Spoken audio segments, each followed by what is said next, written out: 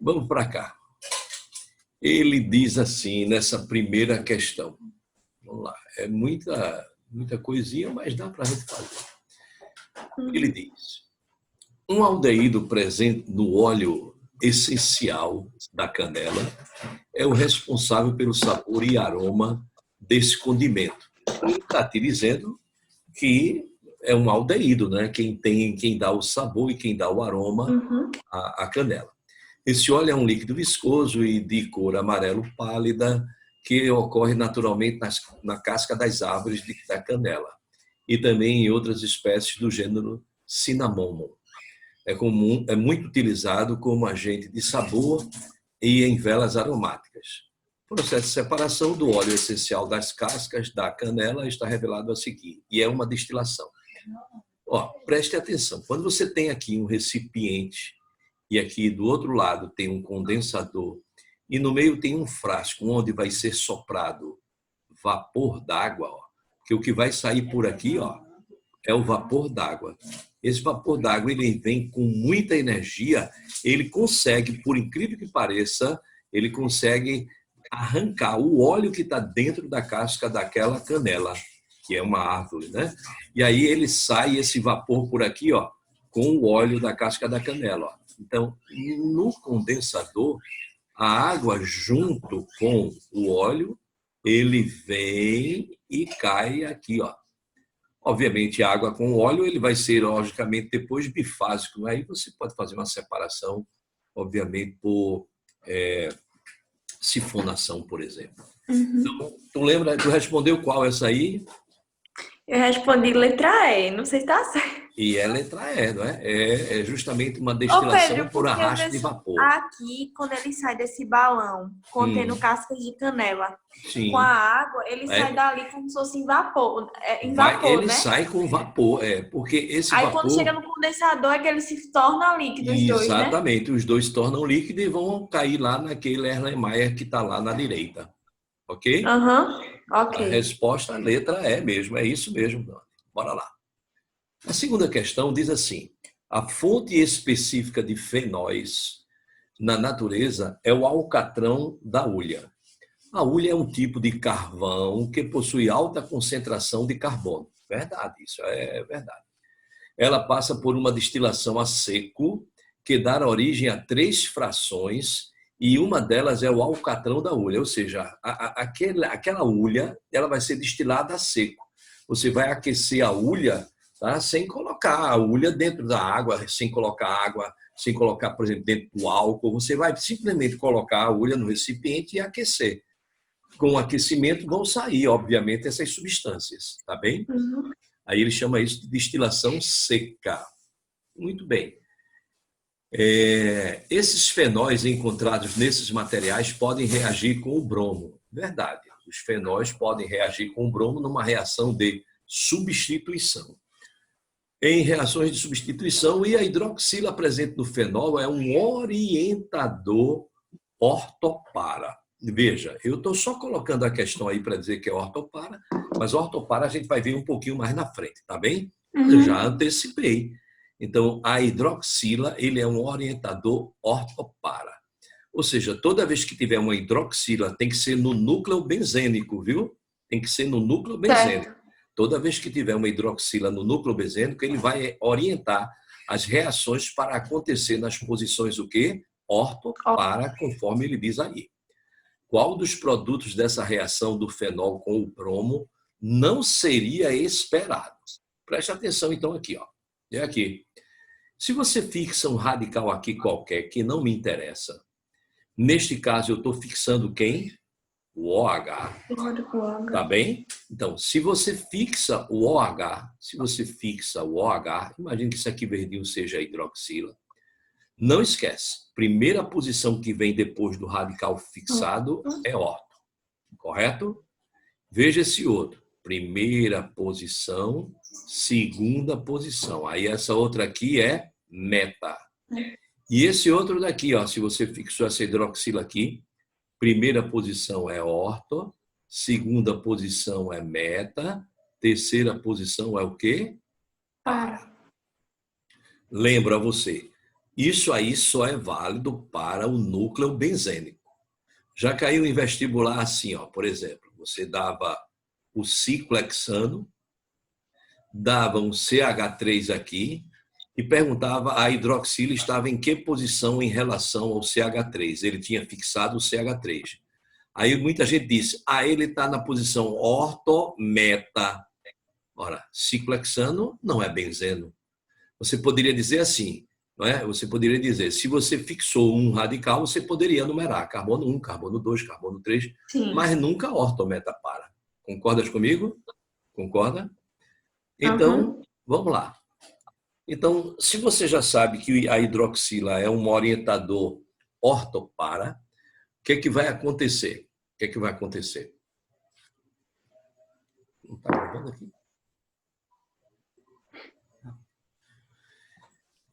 Como você sabe que ele é um orientador ortopara, o que é que vai acontecer? Presta atenção agora, viu? Ele está dizendo que a hidroxila orienta as reações com o bromo para as posições ortopara. Então, ele vai orientar a reação para acontecer neste ponto e vai orientar para acontecer neste ponto. Concordas comigo? Concordo. Concorda? Então, o que é que vai acontecer? Você pode ter bromo na posição orto e pode ter bromo na posição para. Só não pode ter bromo na posição meta. Então, qual desses daqui não seria? Porque, olha, cuidado com o que ele pergunta. Cuidado com não é, com a frase aí que é qual dos produtos Porque dessa... eu fiquei muito na dúvida, esse Pedro, porque eu disse, meu Deus, é o orientador, então tem que ser a hidroxila que vai orientar o bromo a ficar nessas Exatamente. posições, mas eu fiquei, Não, é a fiquei um hidroxila. tempão nisso. Mas veja, ó, esses fenóis encontrados nesses materiais podem reagir com o bromo. Ó. Então, a hidroxila já vai estar lá do fenol. O bromo é que vai entrar no lugar do hidrogênio. Correto mesmo? Correto. Aí, o que é que vai acontecer? Ó, se você fixou essa hidroxila, esse daqui é a posição orto. Pode. Se você fixou aqui a hidroxila, esse aqui está na posição orto. Pode. Se você fixou a hidroxila aqui, primeira posição orto, segunda posição meta, terceira posição para. Pode. Esse daqui, fixou a hidroxila, primeira posição é o quê? Orto. O único que não pode está aí na letra E. Veja. Foi, eu marquei essa, mas fiquei meio na dúvida. Veja. A hidroxila não está aqui? A hidroxila está aqui. Primeira posição é orto, segunda posição é o quê? Meta. Ele diz aí em cima, na questão, que a hidroxila é orientador orto-para. As reações vão acontecer nas posições orto e para, mas não vai acontecer na meta. Tipo, independente de como ele tivesse no anel, Independente. ele seria sempre o radical e a partir dele Sim. eu começaria, né? Exatamente. Porque como ele está em posições diferentes, às vezes eu marquei letra E, sim, mas eu fiquei muito nesse negócio de, tipo, a dificuldade. Então já que ele é o radical, então eu fixo ele para tudo. Mas isso é difícil mesmo, Ana. Quando a gente muda, né, a posição da cadeia, tá entendendo? Mas não vai cair nessa não. Ó, Ana, olha aqui na tela. Ó. É só você olhar. Você fixou a hidroxila. Primeira posição é orto, segunda posição é meta, terceira posição é para. Não interessa se está assim, se está de lado, não interessa. Então a resposta aí, letra E. Vamos à terceira. Eita, vê que questão bonita eu fiz. Vê aí, ó. Essa é a questão. Todas as questões fui eu que fiz. Mas veja que questão, né, top, que pode estar em prova. Só não vai porque a turma não vai achar esses gráficos, não, porque, olha, eu tenho me esforçado para fazer questões belíssimas. Esse gráfico é real, viu, Anne? Eu vou te explicar aí. Muito boa a questão. Estudos recentemente realizados na Alemanha por Bernd Glauner e Lawrence Bosch, eu acho que é assim a pronúncia, com 780 pacientes com Covid-19, com média de idade um pouco superior a 60 anos, e dá logo uma olhada nesse gráfico aqui, Anne, dá logo uma olhada. Pacientes são essa linha aqui em azul. Ó. Os pacientes são essas linhas aqui em azul. Ó. Tu estás vendo que aqui é 60 anos, ó, cadê aqui? 60 anos, ó. Tu estás vendo que, então, esse grupo aqui, eles estão um pouquinho acima dos 60 anos? Então, tem cuidado. Esse grupo aqui, muito bem, Joarley, Vamos lá. Esse grupo aqui é um grupo justamente que está sendo estudado pela Covid-19 por esses 2 cientistas, e eles têm o quê? Eles têm idade superior a 60 anos. Já essa curva em vermelho significa a porcentagem de óbitos, tá? Então, isso aqui, viu, Jorge? Isso aqui é uma questão belíssima que eu fiz, modéstia à parte, é belíssima, e ela é real, viu? E ela é real. Então, 780 pacientes, não é, foram pesquisados e percebeu-se isso aqui na pesquisa. Aqui embaixo, eu não sei se você viu, você tem a concentração da vitamina D no sangue em nanogramas por mililitro de sangue. Ó, vitamina D no sangue. Esse gráfico dá... Então, esqueça essa curva aqui em azul, que é só para te mostrar que realmente as pessoas ali, não é, os pacientes que estavam sendo analisados, eles tinham idade superior a 60 anos. Mas dá uma olhada aqui. Se você descer aqui nesse gráfico, vai dar mais ou menos 19 nanogramas por mililitro de sangue, não é isso? Sim. Quem tem menos de 19 nanogramas, não é, de vitamina D por mililitro de sangue, qual foi a porcentagem de óbitos? 100%. Porcentagem 100%. Então, você está percebendo neste gráfico aí, isso é pesquisa recente, viu, Anne? Você está percebendo por este gráfico aí que se você não tem a vitamina C adequada no seu organismo, as chances de morrer por conta do Covid é de 100%. Veja agora, a vitamina C não vai aumentando aqui para a direita, não vai aumentando, né? Veja que a vitamina D vai aumentando aqui para a direita. Então, você veja que a porcentagem de óbitos vai diminuindo. Está vendo que vai diminuindo? Está vendo que vai diminuindo? Nessa faixa aqui, entre quase 27 e 31, tu estás vendo que a redução de óbitos foi brusca. E veja, com 32 ainda tinha um percentual pequeno, mas tinha de morte. Mas tu viu que quando chegou mais ou menos a 34, qual era a porcentagem de óbitos? 0. Dá para perceber isso ou não nesse gráfico? Quem tem pouca vitamina D, 100% de óbito. Quem tem muita vitamina D, a partir de 34 em diante, quem tem de 34 em diante, quanto é a porcentagem de morte? 0. É por isso que eu mesmo, viu, Ana? Eu tomo vitamina D para ficar com a minha vitamina D lá para frente desse 34, viu, Joel? A minha vitamina D é lá para 45, 50, claro, não pode ter muito. É por isso que você tem que ir ao médico para poder saber qual é a vitamina, quantas unidades internacionais você vai tomar, tudo isso, tá bem? Mas dá para perceber que pelo gráfico, quem tinha vitamina D com 34 ou acima dela, a porcentagem de morte era 0 por Covid. Então, sim, vamos tomar vitamina D. Vamos, não é, tomar banho de sol. Isso é importante mesmo. Verdade. Vamos lá, então. O que é que ele diz aí, então? Qual aproximadamente a concentração mínima de vitamina D? E a concentração mínima de vitamina D, veja, no sangue em mol por litro, para zerar a porcentagem de óbitos. Para zerar a porcentagem de óbitos, o mínimo que você pode ter é 34 nanogramas de vitamina D por mililitro de sangue. É isso ou não? Eu quero saber se é isso. Todo mundo entendeu aí esse gráfico? Para zerar o óbito, eu tenho que ter em cada mililitro do meu sangue, no mínimo, 34 nanogramas de vitamina D por cada mililitro. Mas ele quer isso aí em mol por litro. Como é que eu vou fazer? Bora lá. Vou te mostrar agora. Vou te mostrar como se faz isso aí. Analisando o gráfico, vamos lembrar? Bora lembrar? Bora lembrar, vou colocar aqui na cor amarela, para aparecer mais agora. Vamos lá, lembrando do gráfico. 0% de óbitos. 0% de óbitos. Era 0% mesmo que ele queria? Cadê? 0% de óbito, né? Cadê qual aproximadamente para zerar? Para zerar. Então, de óbito... Peraí. Então, para você ter 0% de óbitos, você precisava ter que concentração?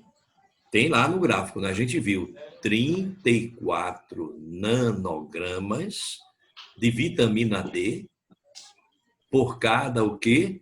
1 mililitro de sangue. Vê se é isso. Essa é lá a quantidade mínima de vitamina D que você tinha para cada mililitro de sangue para zerar os óbitos. Tá lembrado disso, não tá? Que eu mostrei no gráfico, não é? Muito bem. Repara o que eu vou fazer. Eu vou transformar nanogramas em grama. E, no lugar de nanograma, quanto é um nanograma? 10 a menos 9 gramas? Então, no lugar de nanogramas, eu vou colocar 10 a menos 9 gramas. Não é a mesma coisa? Está em cada, não é? Isso aí é o mínimo para você não morrer por conta da Covid. Está em cada 1 mililitro de sangue. Tá bem? Eu transformei nanograma em grama. Eu transformei nanograma em grama. Bom, como ele quer a concentração em mol por litro, como é que eu passo esse mililitro aqui para litros? Eu vou multiplicar aqui por 1000. Mas para não desequilibrar a minha proporção, eu vou ter que multiplicar aqui por 1000. Concordas comigo ou não? Então aqui vai ficar 34. Quando você multiplicar 10 a menos 9 com 10 a terceira aqui, não vai ficar 10 a menos 6? Vai ou não vai? E aqui do lado de cá, quando eu multiplicar por 1000, vai ficar o quê? 1000 mililitros. Pergunto eu a vocês, até aí, eu quero saber até aí se está tudo certinho. Eu quero saber, porque não é uma questão fácil, não. Eu quero saber se está tudo certinho até aí. Pedro, por que você multiplicou aqui por 1000? Para obter 1000 mililitros. 1000 mililitros é o quê? 1 litro. Porque a concentração ele não é em mol por litro? Por isso que eu passei aqui para 1000. Ora, como é que eu passo isso aqui? Como é que eu passo isso aqui para mol? Eita, vamos lembrar daquela formulazinha? Número de mols. Tu lembras que é a massa dividido pela massa molar? Lembra? Lembram dessa fórmula?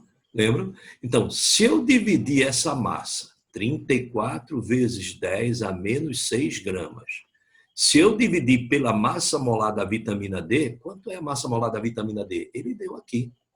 385 gramas por cada mol. Ei, grama com grama corta. Tu vai ou não ter agora aqui o número de mols em cada 1 litro? E se você dividir isso, vai ter um trabalhinho, vai dar 0,088 vezes 10 a menos 6. Agora o quê? Mols em cada 1 litro. Não é? Repetir aqui 1 litro. Colocando na notação científica correta, 8,8 vezes 10. Se eu multipliquei aqui por 100, eu tenho que dividir aqui por 100. Dividir isso aqui por 100 é dividir por 10 a segunda. 10 a segunda, quando for para o numerador, vai 10 a menos 8. Mols. Em cada o quê? 1 litro. Ei, acabou o problema. Acabou o problema. Posso ou não dizer que a concentração mínima para zerar, não é, a porcentagem de óbitos é 8,8 vezes 10 a menos 8 mols de vitamina D por cada litro de sangue? Posso ou não posso? E foi ou não uma questão bonita? Foi ou não uma questão bonita? Bonita e diferente. Nunca viram isso em canto nenhum. Correto? Então, veja, questão aí belíssima, pode estar em qualquer prova, FUVEST, Unicamp, até mesmo no próprio Enem, porque esse pessoal, assim como eu faço essas questões dessa maneira, porque, ó, gente, para você, por exemplo, eu encontrar um gráfico desse aqui, foi fácil não, cara. Eu tive que ler muito, tá certo? Para poder achar esse gráfico aí. Mas aí a gente achou e a gente fez essa belíssima questão aí, a resposta é a letra A. Isso é uma questão fácil, gente? Não. Não é uma questão fácil. Embora você veja que praticamente aqui a gente só fez transformações, não é? A gente, obviamente, analisou o gráfico. 0% de óbito é quando você tinha 34 nanogramas de vitamina D por cada mililitro de sangue. Não foi isso que a gente viu no gráfico? Aí eu fui só transformando, ó, 34 nanogramas em cada 1 mililitro. Nanograma, para transformar em grama, ele deu aqui o fator de transformação, ó. 1 nanograma é 10 a menos 9 gramas. Então, no lugar de nanograma, eu coloquei 10 a menos 9 gramas. Está em 1 mililitro. Aí eu multipliquei por 1.000 e multipliquei por 1.000, para não alterar a minha proporção. Mas, Pedro, por que multiplicou aqui por 1.000? Para ficar 1.000 mililitros, e 1.000 mililitros é 1 litro. E para que transformar para litro, Pedro? Porque as respostas estão por litro. Aí eu peguei essa massa e dividi pela massa molar da vitamina D, que ele deu também.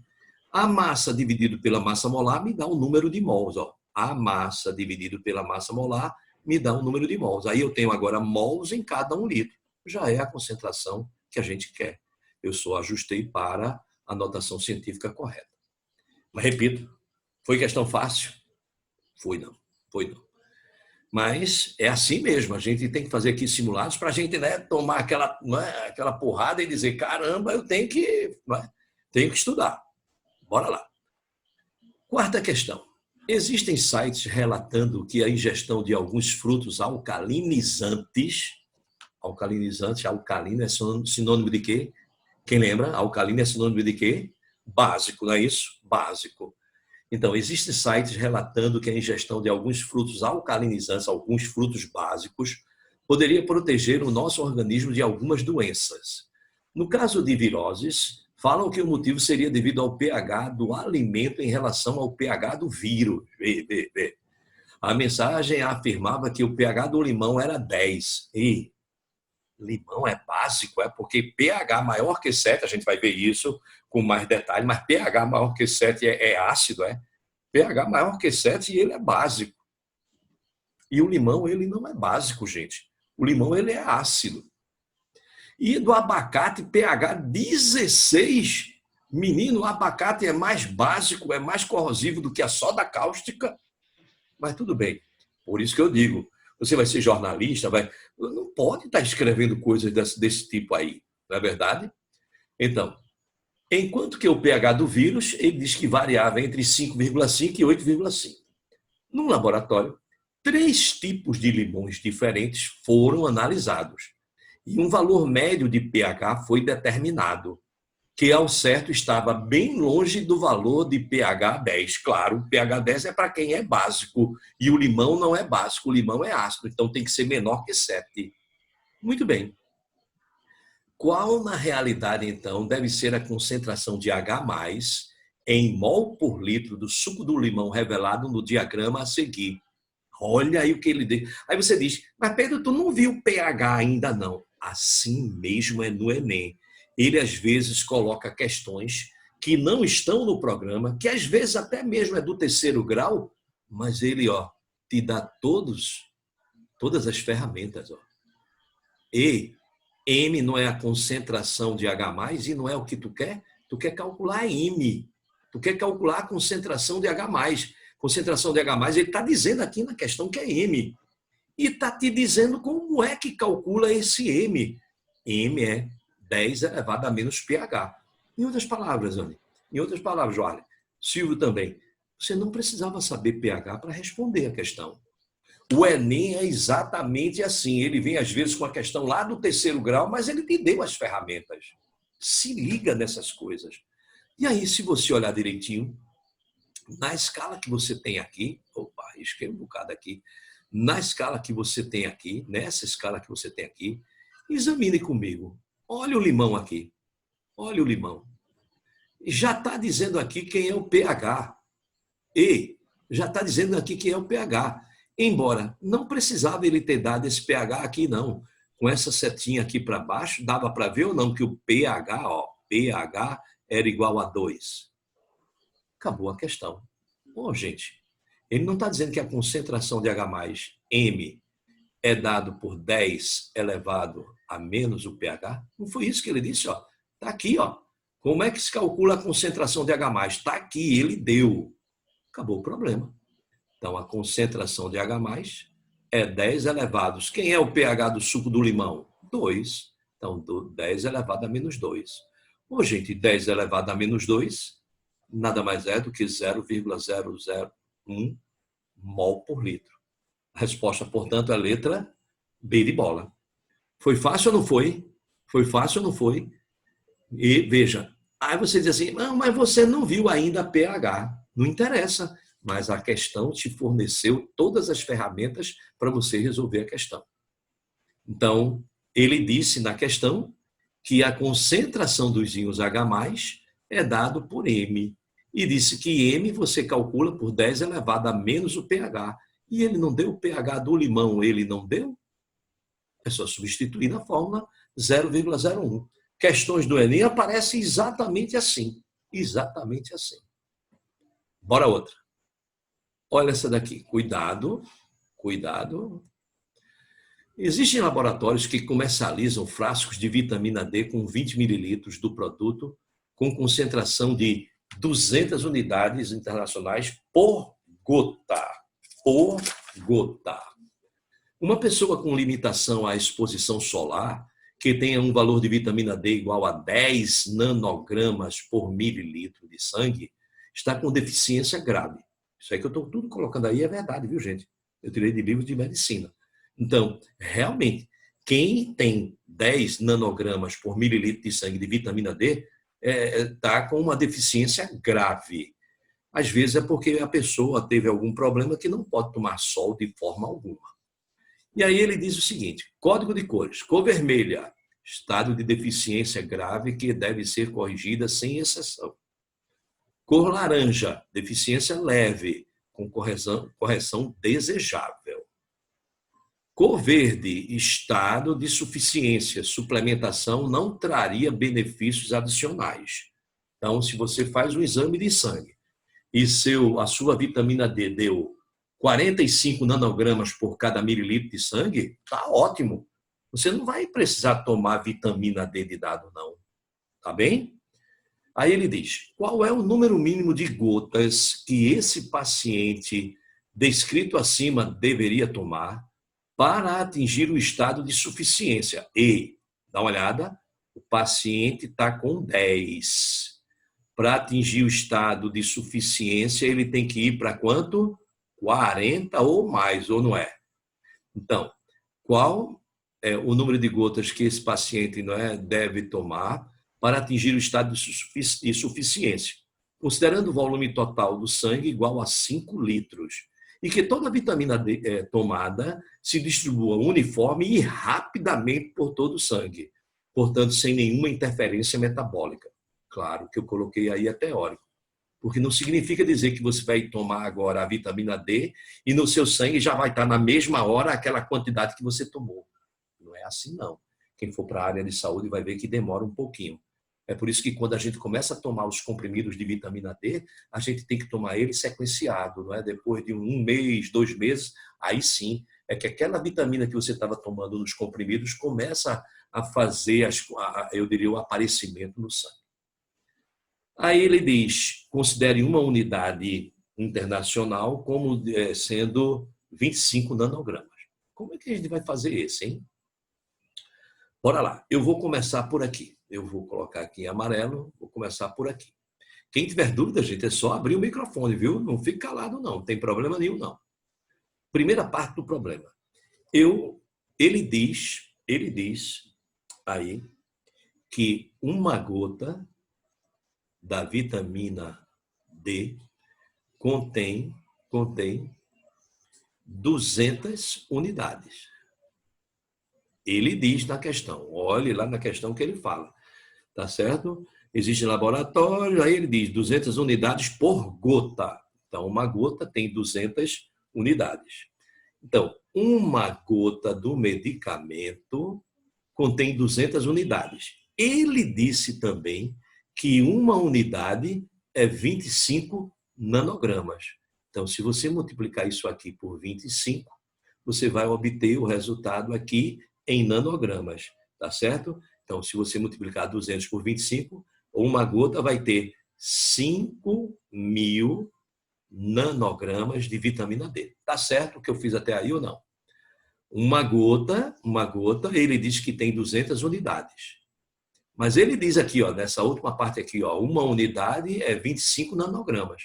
Se você tem 200 unidades, quer saber em nanogramas, é só multiplicar por 25. Está correto, Andy? Está correto mesmo?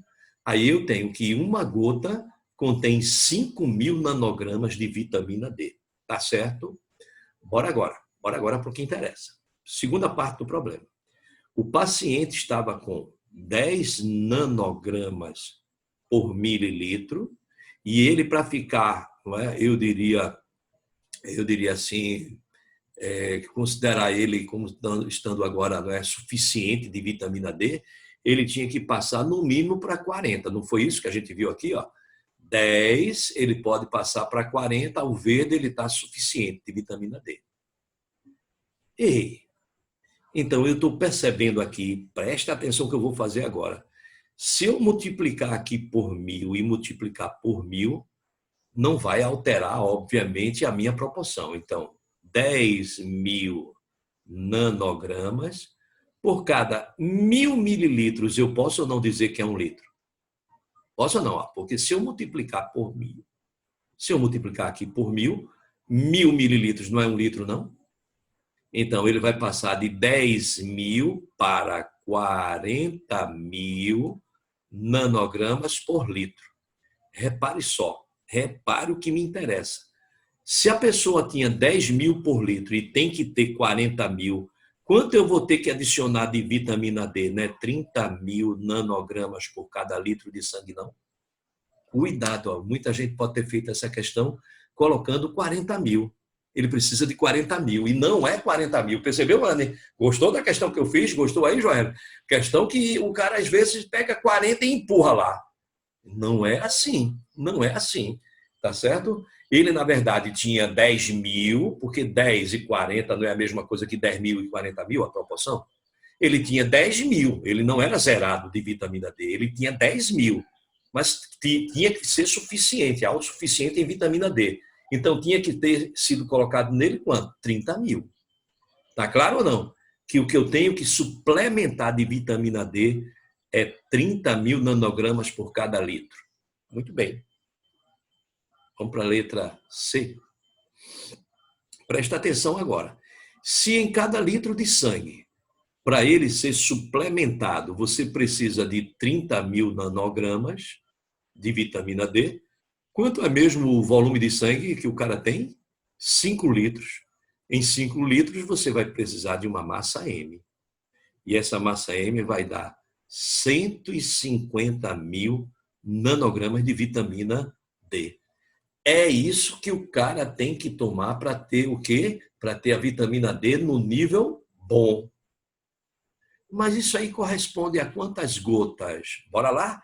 Ele diz que uma gota, a gente calculou, ó, tá aqui, ó,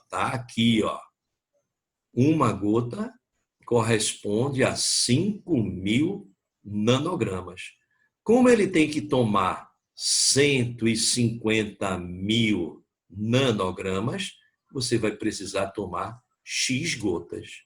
E esse X, se você calcular direitinho, vai dar 30 gotas. Resposta à letra A. E isso foi também uma questão fácil. Isso foi uma questão fácil de forma alguma. De forma alguma. Uma questão bastante desafiadora, mas vira e mexe aparece assim, viu?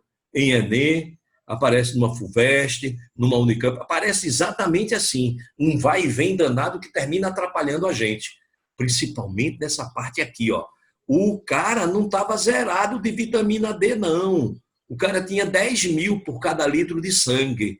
Para ele ficar num estado bom de vitamina D, ele tinha que ter 40.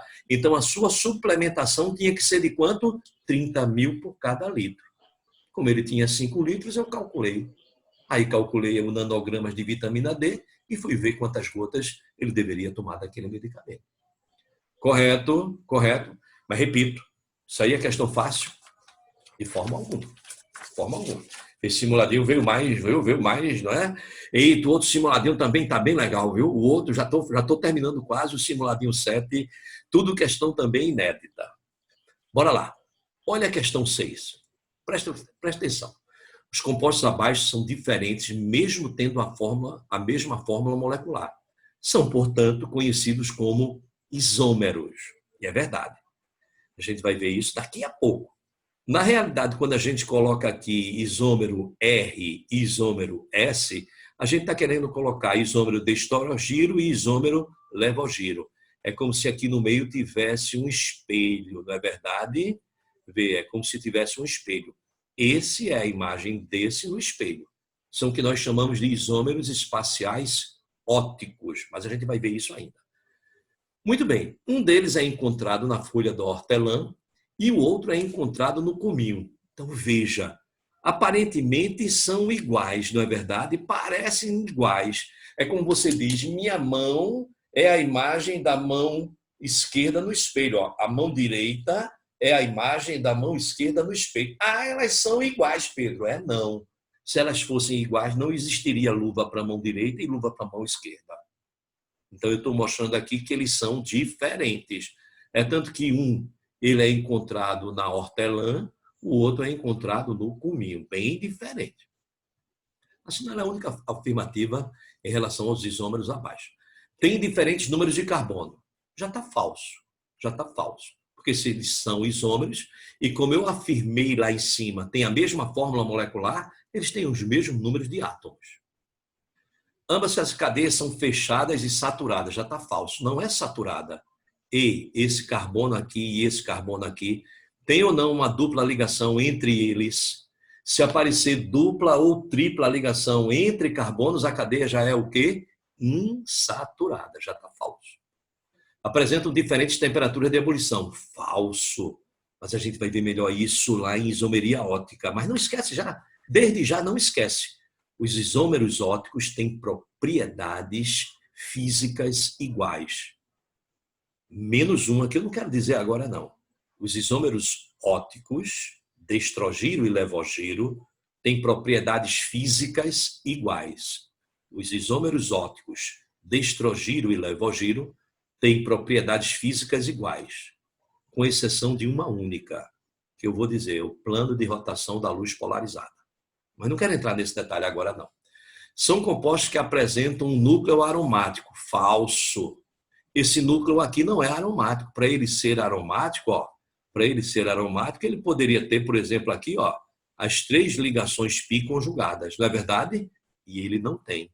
Então, é claro que a resposta está na letra E, gente. São compostos oxigenados, verdade, tem o oxigênio, pertencente à função cetona cíclica. E não é não, C-O entre 2 carbonos caracteriza a função o quê? Cetona. E essa cetona aqui é uma cetona cíclica, tá bem? Resposta letra E. Resposta letra E. Essa foi mais fácil, né? Essa foi mais fácil. Correto até aí? Bora para lá. 7ª. Eita, outra questão belíssima que eu fiz. Repara, viu? Repara aí que questão bonita eu fiz. O ozônio é uma substância simples, mas mesmo assim é uma molécula polar. Cuidado, que eu já vi muito professor bom por aí dizer que todas as substâncias simples são apolares. Todas não. O ozônio é substância simples. Quem lembra o que é uma substância simples? É quando ela é formada pelo mesmo elemento químico. Então, dizer que todas são apolares, isto é um erro. Eu poderia dizer a grande maioria são apolares, sim. A grande maioria, sim. Mas o ozônio, ele é polar. E um dos motivos para a solubilidade desse gás ser maior do que a do oxigênio O2, já é apolar. Cerca de 30 vezes mais, epa, como é a história? O ozônio é 30 vezes mais solúvel em água do que o oxigênio. Claro, o ozônio ele é polar, enquanto que o oxigênio gasoso ele é o quê? Apolar. Então é claro que o ozônio deveria ser mais solúvel em água do que o oxigênio gasoso. Claro que sim. Está no fator de polarização. Qual a solubilidade do ozônio a 20 graus Celsius? Ele quer do ozônio.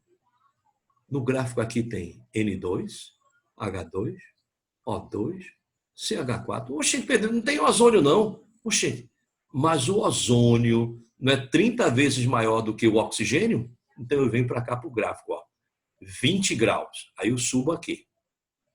Onde é que está o oxigênio? Aqui. Qual é a solubilidade dele? Cuidado, olha a unidade. Então, a solubilidade do oxigênio é quanto mesmo? 1,5 vezes 10 a menos 3 mols por cada litro. Certo? Esta é a solubilidade do oxigênio que eu encontrei aqui. Tu concordas comigo? Concordas comigo? Essa é a solubilidade do oxigênio que eu encontrei aqui no gráfico. Só que do ozônio, vou tirar esse gráfico, só que do ozônio, ele é 30 vezes maior do que isso aqui. Então, a solubilidade do ozônio, já que é 30 vezes maior, isso aqui vai dar 45 vezes 10 a menos 3 mols por cada litro. Tá claro até aí? Eu quero saber até aí. Eu quero saber até aí. Quero saber se está tudo certinho até aí. Todo mundo entendeu até aí? Porque pelo gráfico eu descubro a solubilidade do oxigênio. Mas pelo que foi dado no enunciado, eu descubro a do ozônio. Está correto mesmo, Anny? No gráfico, eu descobri a do oxigênio.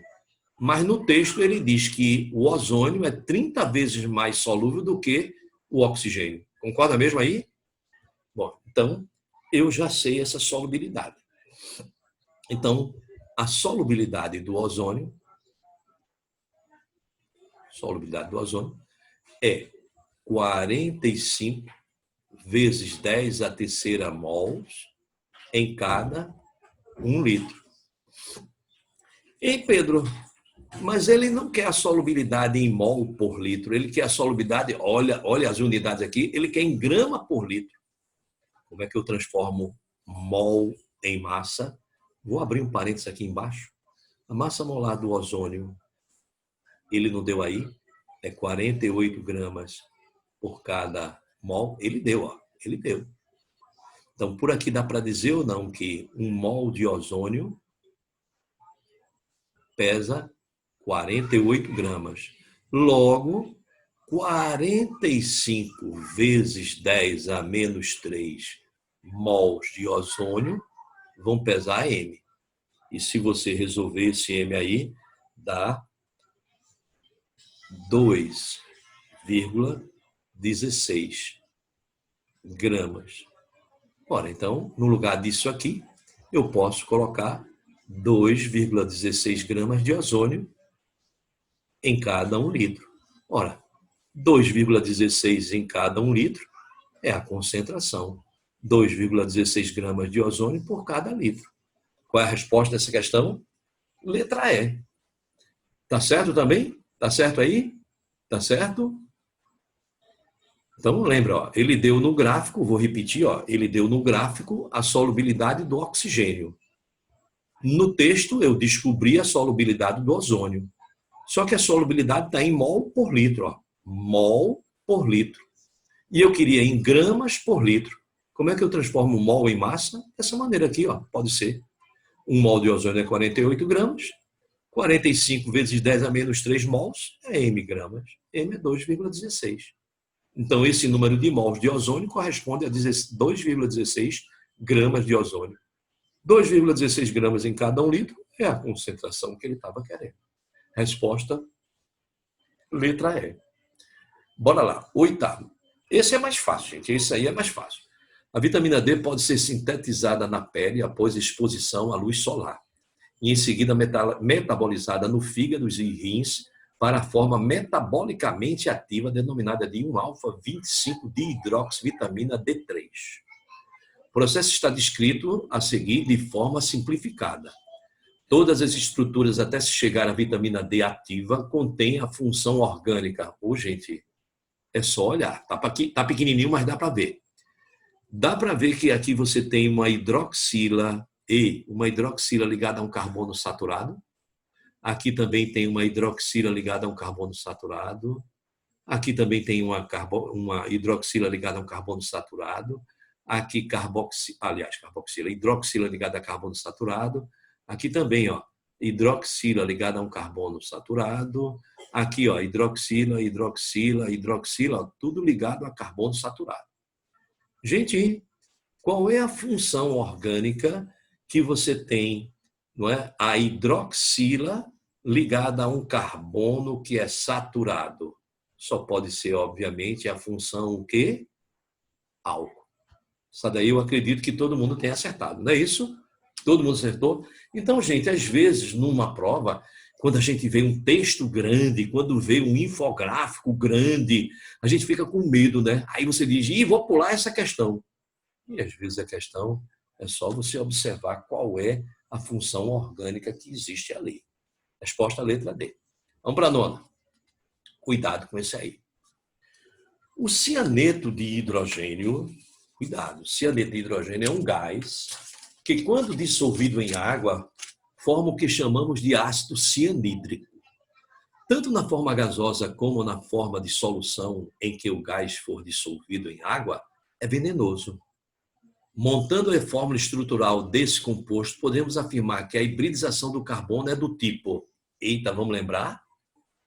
Carbono que só tem simples ligações está hibridizado em sp3. Esquece não. Carbono que tem uma dupla e duas simples está hibridizado em sp2. E carbono que tem uma tripla e uma simples, ou então carbono que tem duas duplas, está hibridizado em sp. Tá claro até aí? Tá claro, bem direitinho? Bom, se você não soubesse como era cada um deles, claro, você iria sim perder um pouquinho de tempo. Por exemplo, o hidrogênio é um átomo que só tem um único elétron. Lembra disso ou não?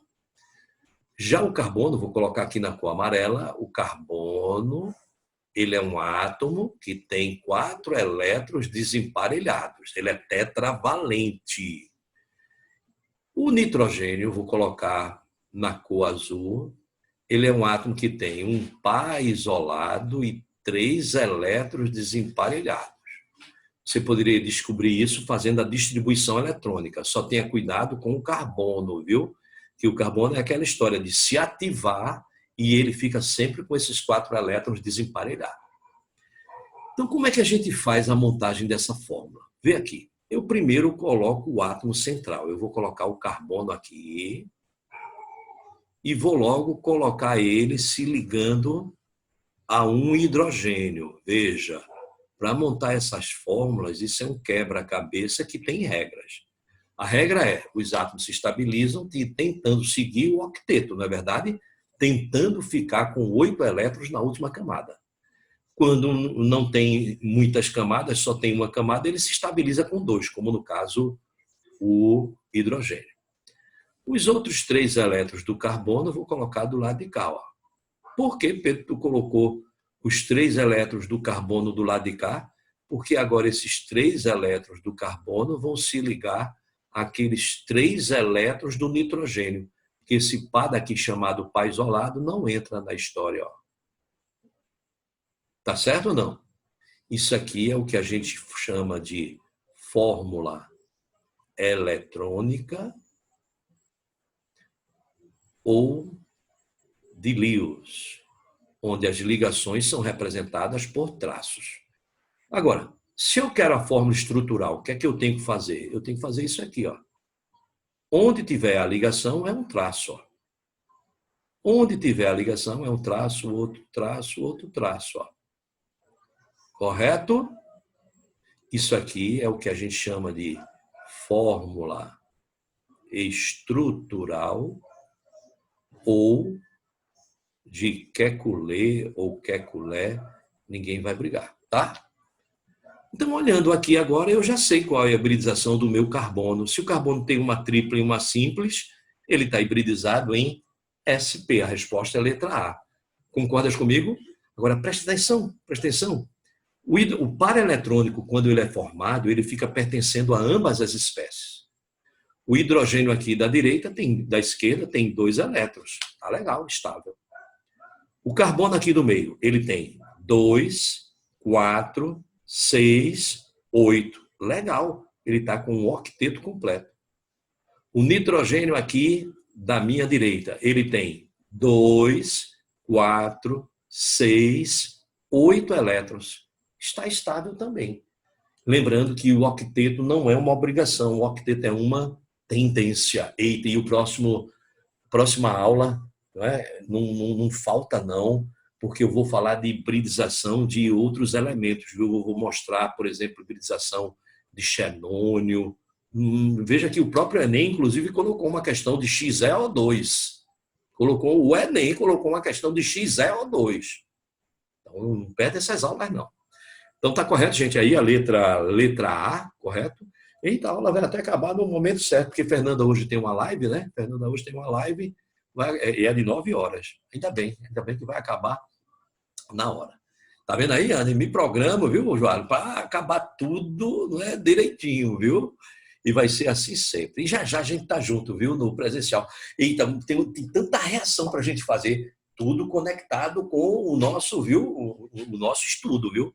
Mas tem experiências totalmente diferentes, menino. Tá bem legal, bem legal. E a nossa revisão que a gente vai começar provavelmente em outubro, menino, vai ser outubro, novembro, dezembro de revisão. Não é possível que vocês não consigam recordar o que está lá no início, porque eu vou detonar e a gente vai comemorar, se Deus quiser. Eu não sei quando é que vai sair o resultado. Eles estão dizendo que é em março, né? O resultado é em março. Eu espero que seja mesmo, viu? E eu acho que dessa vez, né, a gente vai ter surpresa nas redações, porque eles vão ter que ser rápidos. E eles não vão pecar para menos, eles vão pecar para mais, para ninguém reclamar. Eu acredito que possa acontecer isso. Ei, bora para a última questão. Bora. Pouco mais de 5,3 mil quilômetros e o Oceano Atlântico. Vê como eu estou atualizado, vê como eu estou antenado aí, viu, Ana? Separam as cidades de Manaus e Nouakchott, a capital da Mauritânia, no deserto do Saara. Apesar da distância, o deserto do norte da África e a floresta amazônica têm uma relação mais estreita do que o senso comum nos leva a acreditar. Lá vem geografia, viu? Tem muita gente que não sabe disso, que o clima da Amazônia se deve ao deserto do Saara. Tão inesperado quanto esta ligação é o fato de ser o deserto que beneficia a mata e não o contrário. Vê que legal. É o deserto que beneficia a mata. Muito bem, sendo responsável pela maior parte das chuvas torrenciais que caem na região, mantendo sua exuberância e biodiversidade. Antes de continuar, vamos misturar geografia com química. Enem adora isso e nunca caiu em Enem em prova nenhuma. Por que vai chover mais? Eita, tá vendo? Tá vendo como eu gosto de fazer umas perguntas. E podia ser outra questão, não era isso aí? Podia ser outra questão, mas pode estar em provas, viu, gente, isso aí. Por que chove mais? Porque, gente, na Amazônia tem umidade, muita umidade. Já ouviram falar nisso, né? A Amazônia ela é muito úmida. Essa umidade, para ela formar uma gota, ela precisa de um núcleo de agregação de água. E esse núcleo é essa poeirazinha que vem, não essa que está agora, não é acontecendo em grande quantidade lá na América Central, já chegando quase nos Estados Unidos. Não aquela, mas o que chega na Amazônia aqui a gente nem percebe pelos satélites. Mas esses microgrãos que vêm lá do Saara para a floresta amazônica, consegue o quê? Consegue puxar microgotículas de água e vai o quê? Aumentando até ficar uma gota maior e ela o quê? Despencar. Perceberam então? Por que o Saara interfere nas chuvas da floresta amazônica? Então, ainda bem que existe o deserto do Saara. Bora lá. Aí diz assim, além de enviar toneladas de nutrientes para a sua vegetação como fósforo, então veja que ele manda nutrientes também.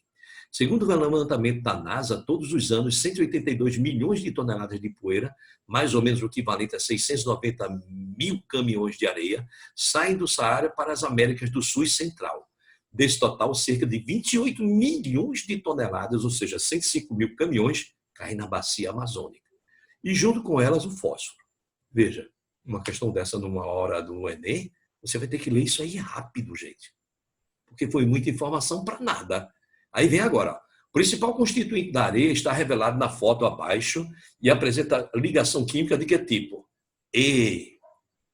Olha aqui o deserto do Saara. Tá certo aí ou não? Isso é imagem recente, viu? Tu viu, né, nos jornais que essa poeira do deserto do Saara, ó, tá aqui, ó, aqui é a África, ó, gente, ó. Aqui, ó, é a parte ocidental da África, ó. Os ventos levam essa areia para cá, ó. Ei, tá vindo para cá, ó. E aqui é o quê? É justamente, né, a América Central, ó. Daqui a pouco vai chegar aqui, ó, nos Estados Unidos, ó. Mas veja que parte dessa areia, ó, parte dessa areia, ela chega aqui, ó, na Amazônia. Não chega nessa intensidade que está aqui, né? Então, o composto é SiO2. Ora, o Si é da mesma família do carbono. Deixa eu colocar mais aqui. O silício não é da mesma família do carbono. Eita, tem gente que lembra assim, comi silício gelado sem nenhum problema, não é verdade? Então, ó, o silício, ele tem 4 elétrons desemparelhados, o silício. E ele vai se ligar a quem? A 2 oxigênios, SiO2. Então, o oxigênio ele vai entrar aqui assim, ó. Olha como é que ele vai entrar. O oxigênio ele vai entrar aqui assim. Um entra aqui e o outro entra do lado de cá, ó. Tá certo ou não? Essa é a fórmula eletrônica. A fórmula estrutural é essa aqui, ó. Ok ou não? Se aceita essa fórmula, Pedro, se aceita. Inclusive, que ligação é essa que compartilha elétrons? Que ligação é essa que compartilha elétrons? Ligação covalente. Vamos aos sinônimos. Molecular, ou ainda conhecida como homopolar. Então, eu já vi a resposta aí, já vi a resposta, letra C. Mas presta atenção agora no que eu vou te dizer. Na realidade, o silício forma um cristal. E, na realidade, a fórmula aqui mais correta não seria essa, não. Olha como é que seria. Vou te mostrar aqui como é que seria. Silício aqui. Oxigênio eu vou colocar... Eita. Bom, vou colocar agora em azul. O oxigênio aqui, ó. Vê como é a areia. A areia é SiO2, gente, ó. Olha como é, ela forma cristais, ó. E esses cristais, eles vão crescendo para um lado e para o outro, ó. A areia, aí silício agora. Silício, aí continua, ó. Entra um silício aqui, certo? Ó. Entra outro silício aqui, tá vendo aí? E vai aumentando para um lado e para o outro. Dá para perceber isso ou não? Então vai formando um verdadeiro cristal. Mas mesmo, tanto numa representação como na outra representação, o que é que acontece, Joarlo? O que é que acontece, Anne? Trata-se de ligação, sim, covalente ou molecular. Não é verdade? Correto mesmo? Então, a gente viu assim, não é? Esse simuladinho 6, bem diferente do que vocês têm visto aí em livros, porque já teve um aluno essa semana que passou, dizendo assim, poxa, eu estou adorando esse simuladinho, as suas questões. Aí eu perguntei, por quê? Ele disse, porque, meu amigo, eu não aguento mais de olhar para os livros e quando eu olhar para a questão, eu já saber a resposta de ter feito tanto exercício. Aí eu digo, ainda bem, porque comigo não é assim, não. Comigo é diferente. Você vai ver uma questão que nunca viu em livro nenhum.